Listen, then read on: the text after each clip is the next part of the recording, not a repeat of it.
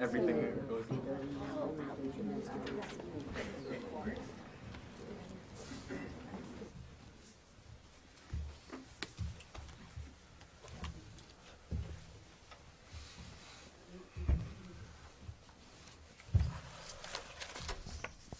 All right, good afternoon, ladies and gentlemen. Thanks for attending today's press conference. I'm Brigadier General Malcolm Frost, Chief of Army Public Affairs. I will be the moderator for today's briefing on the results of an Army Regulation 15-6, investigation into the inadvertent shipment of live anthrax spores to a number of laboratories in the United States and abroad from Dugway Proving Ground. This will be approximately a 30-minute on-the-record press conference. Please state your name and affiliation when asking your question.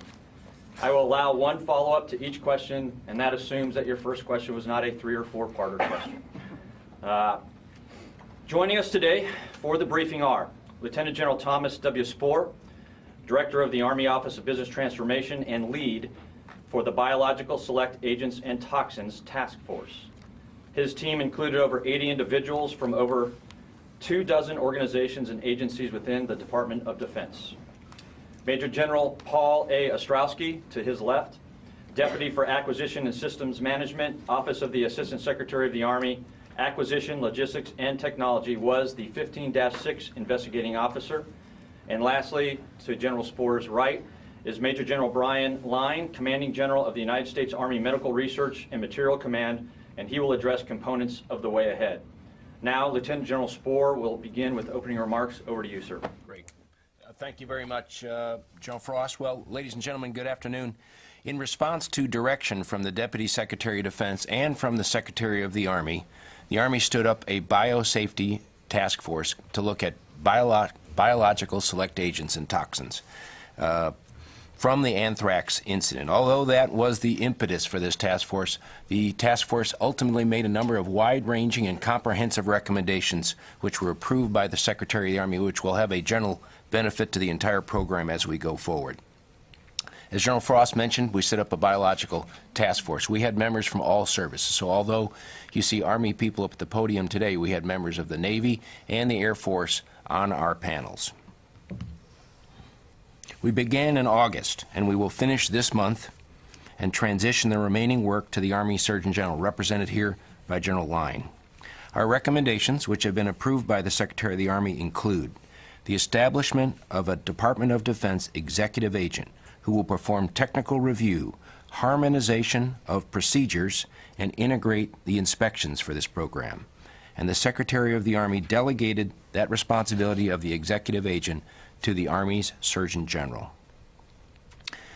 We will establish a standing DoD biological safety review panel consisting of prominent scientists from both within and outside of the Department of Defense, and that review panel will review and validate procedures for working with biological select agents and toxins.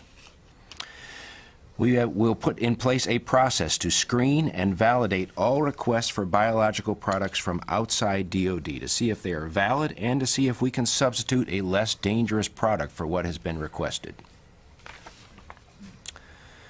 We will put in place a central process to track and monitor all requests and transfers, and that includes a new IT system so that it will not be at the local level. All these requests will be maintained in a central IT repository. We have disestablished the office known as the Critical Reagents Program, or CRIP, and in its place formed an office called the Defense Biological Product Assurance Office. We have and are in the process of developing new DoD procedures for the inactivation and testing of Bacillus anthracis, which, when the underlying scientific research is completed, and we expect that it'll take at least a year, will serve as our single DoD and Center for Disease Control validated procedure for this procedure. We have transferred control of the biological laboratory at Dugway Proving Ground from the Army Test and Evaluation Command to the Research, Development, and Engineering Command, and eliminated their mission of producing biological agents for export across our customers. So that production mission will no longer be conducted at Dugway Proving Ground. It will be done at other laboratories within the DoD. And finally, we've put in place a new DoD biological inspection program in favor of a central program. Previous to this, we had at least 8 separate inspection teams. Now we will have one DoD inspection team, which will partner with the Centers for Disease Control to provide a much less variability in our standards and increased integration. The totality of all these decisions will greatly improve the safety in this critically important program for both U.S. government workers and the American public. Thank you very much. Good afternoon, ladies and gentlemen. My name is Paul Ostrowski, as introduced earlier, and I was the 15-6 investigating officer. The preponderance of evidence with respect to the investigation yielded the fact that no single event, no single individual, no groups of individuals are directly responsible for the inadvertent shipment of a small amount of active anthrax or Bacillus anthracis. We did find, through evidence, that a combination of events, including gaps in science, institutional issues, and personal accountability, when taken together, each contributed to this event. Let me be perfectly clear. There was no evidence to suggest in any way, shape, or form that lab technicians or the American public were at any time at risk. I want to be specifically clear on that point. At no time were lab technicians nor the American public at risk based on these inadvertent shipments. With respect to the gaps in science, we have a lot to do. We must investigate the irradiation process, which is the preferred method of inactivating anthrax.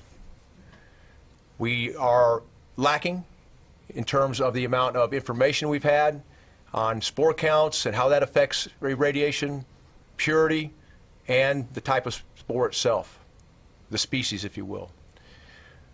With respect to the inactivation process, we are also needing to do additional research with respect to the way that we test for whether or not our spore is active or is not active. Okay, so our testing. There are numerous different protocols used by the different labs over time that we must get together and conduct additional testing to determine whether or not we have the right process in place to ensure that our spores are truly inactivated based on the irradiation process. Finally, we have to take time and investigate a theory with respect to spore healing. There is belief out there that in order for a spore to grow, it must first heal. Traditionally, we have taken spores from irradiation right into growth in order to test for viability. In the future, the intent is to spend time and investigate spore healing, which is a process by either a freeze-thaw cycle, potentially, or allowing the spore at a certain temperature to heal, or any other time or other method that will allow a healing process to occur, because the spore will not grow unless it heals. So more time is necessary and more research is necessary in that particular area. Institutionally, we have to take a look at how we inspect our facilities.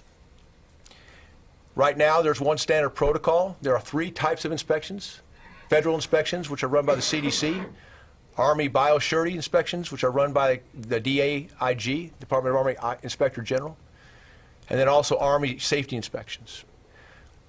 Specifically with respect to Dugway, since it was a producer of inactivated antigens, we have to take a look at specifically inspecting that process.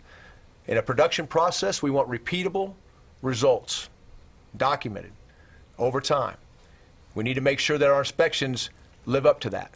Our inspections should be not announced, so that we ensure that we go into a scenario where we see the lab working as it does on a daily basis.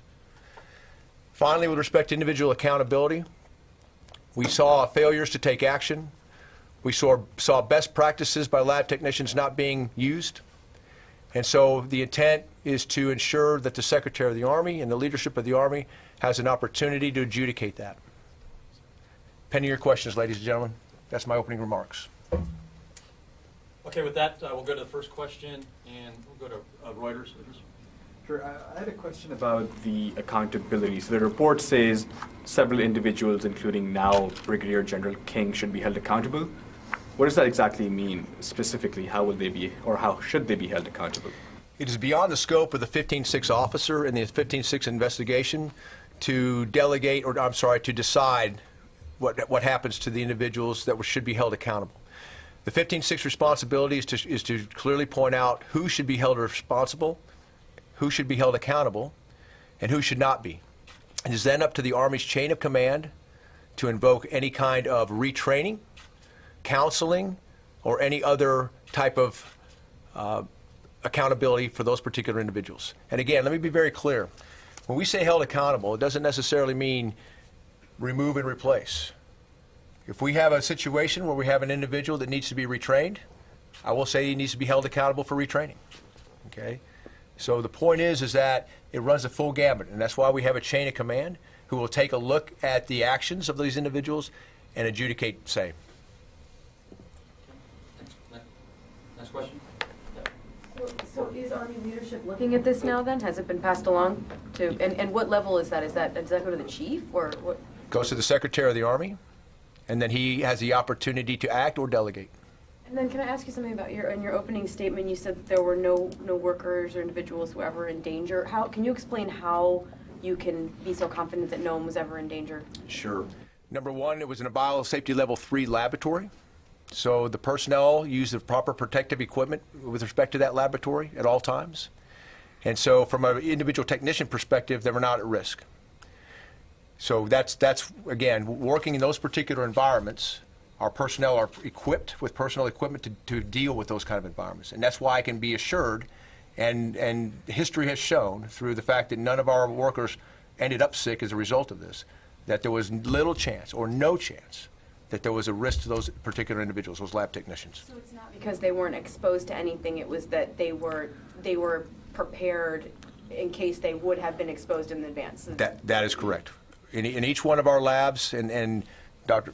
Lyon will certainly jump on this, our personnel are always equipped for the particular biosafety level and adhere to those policies to ensure that there is as little risk as possible with respect to their health. And you're certain that no one was exposed outside of the labs because of the way that the manner in which the samples were shipped, or?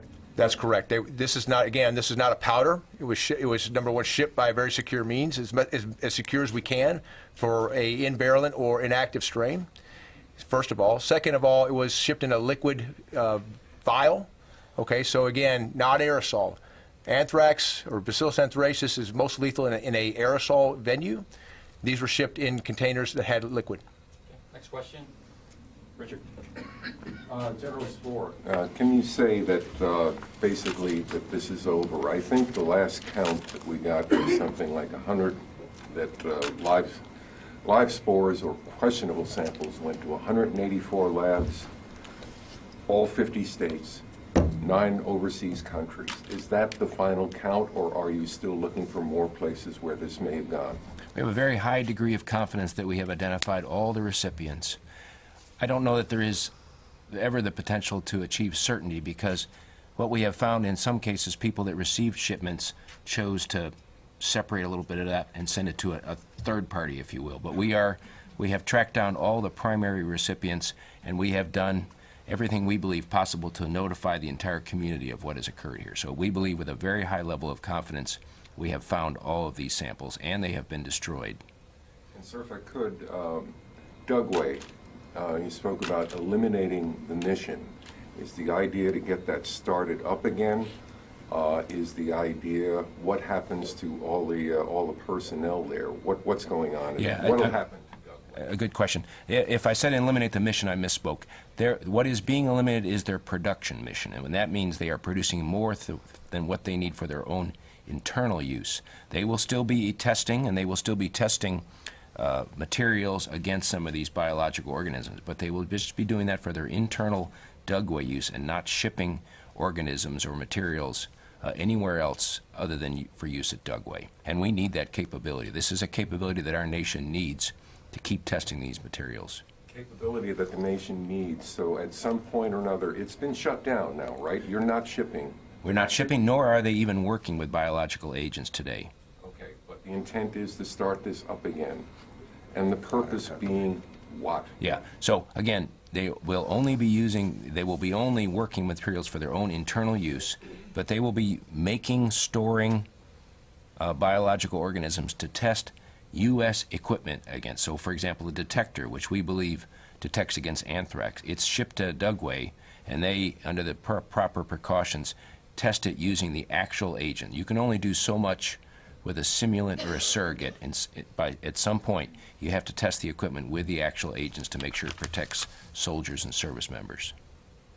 Yes, ma'am. Yes, Jennifer with the U.S. Korean News, and do you have any result of investigation of Osan Air Base in South Korea about the anthrax issue? I did not look at that, ma'am. I don't know if General Ostrowski did. No, ma'am, I did not look at that either. It's beyond the scope of my investigation. My investigation was focused directly on Dugway Proving Grounds, and Dugway Proving Grounds only. Overseas bases. What we have done is put a number of procedures in place for how we deal with customers outside of the DoD or even within the DoD. And so that we have totally revamped the processes and the procedures for which we will deal with customer requests, and to make sure that we have a high degree of certainty that what they asked for is what they need, and what they need is what they actually get. And so we're putting a whole suite of procedures in to ensure those type of things take place. Any other questions? Yep. Thank you, Carl, that Voice of America. I was interested in, you said that the science was off a little bit, and I was reading how it says the only way to guarantee a sample is to test 100% of it to make sure it's not viable. What other ideas, what other tests are you guys looking into using if this test is not accurate anymore? And how long was the Army using this test? So that's part of the way ahead is something that we are going to be looking at as we assume the responsibility for the executive agency over the biologic select agents and toxins, and the Surgeon General is the responsible official for that. We have to look at the science based upon the newer capabilities and the newer technologies of how to test. If you irradiate something so much, it destroys the cell, it destroys the proteins, it destroys the markers. So then if you try and test for that live agent, it's not there. If you use it too little, then you have agents that could potentially come up. And so what we've got to do is determine what is the risk associated with certain levels of irradiation to the cell. Can we replicate and use those specimens in testing for medical countermeasures, for vaccination, for vaccine production, and all the rest of that stuff? How do we do that, and then how do we risk stratify? And are there other newer tools that are out there that perhaps freezing, super freezing, or using different types of radiation rather than gamma radiation, that's going to all be part of this in-depth research that we are doing in conjunction with the CDC to develop a national standard of what is determined inactivation of anthrax and still be allowed to use. And we're not going to do this with just anthrax. Obviously, anthrax is the focus of this, but the requirement on us is to do all of our biologic select agents and toxins, anything that we're going to be shipping out, we've got to validate and determine is the mechanism that we're using actually inactivating it to a level of surety that we can provide to the public and to everybody else that what we're shipping is safe and is not going to cause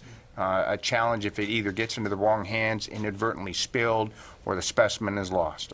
That's our requirement, is to ensure the safety and transparency of this process.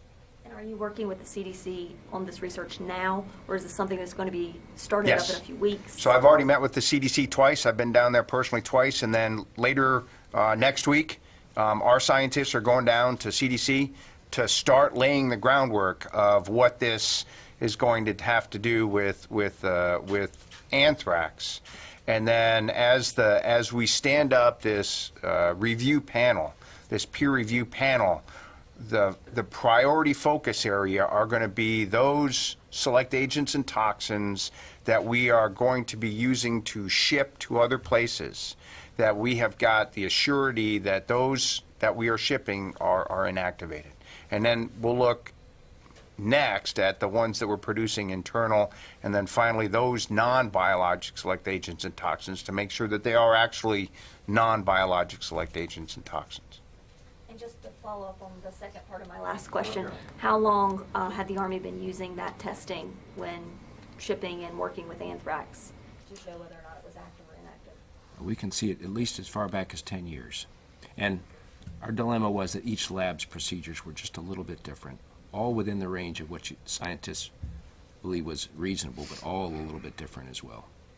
Let's go to Jennifer Fox. In the process of your investigation, did you find that any other agents, dangerous toxins, had been shipped inadvertently in a live state? Did you find that this was happening with agents other than anthrax?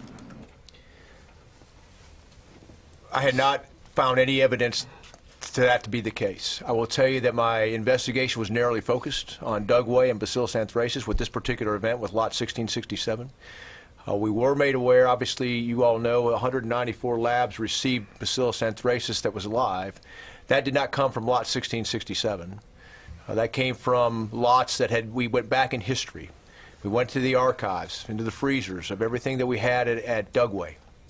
And what we were able to find is 33 separate lots since 2004 that we had thought had been inactivated.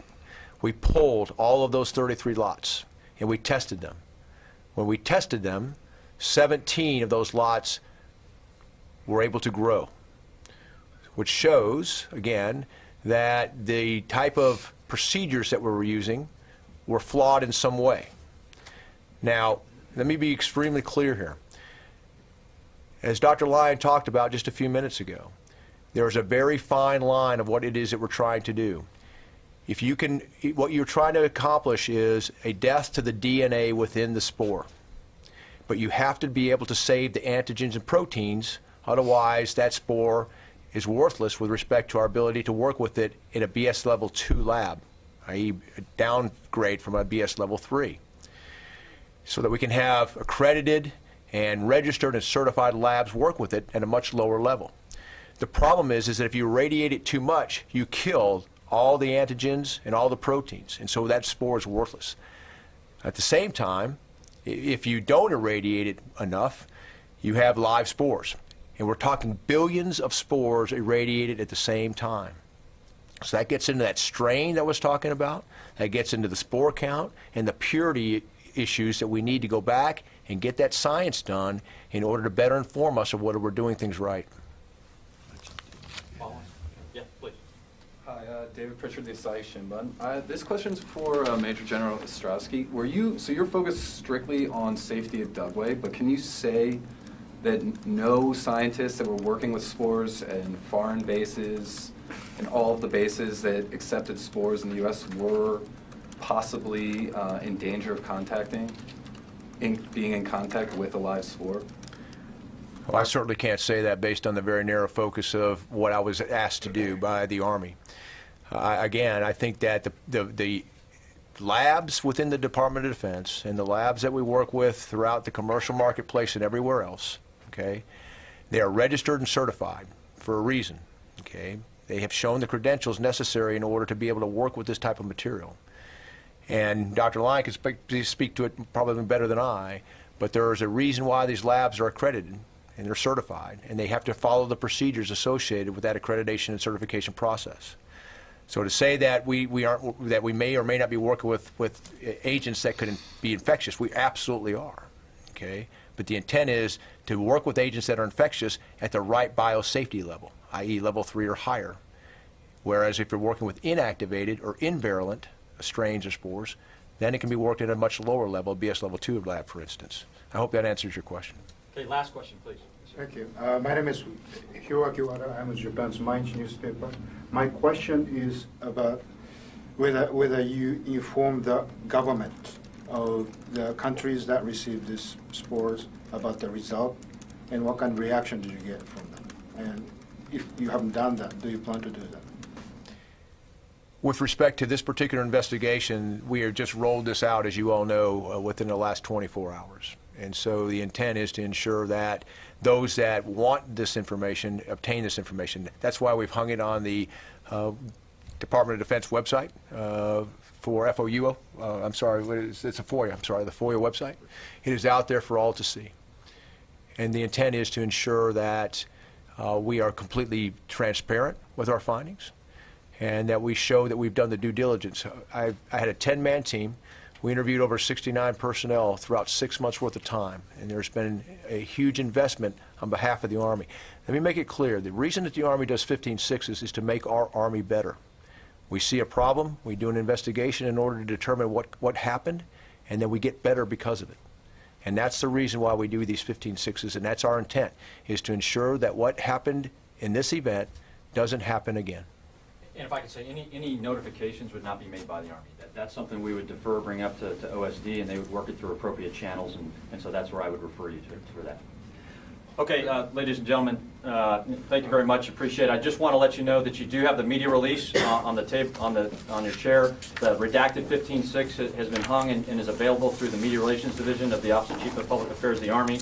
And also, if you have any queries, any follow-on queries or follow-ups, that I ask you to come see Army, see ACPA, Media Relations Division. Lieutenant Colonel Jesse Stalder is the point of contact. Do not please go to Dugway. Don't go to ATEC. Come to the Army because this was an Army-level investigation. So thank you very much for your time, ladies and gentlemen. Have a good day. Thank you.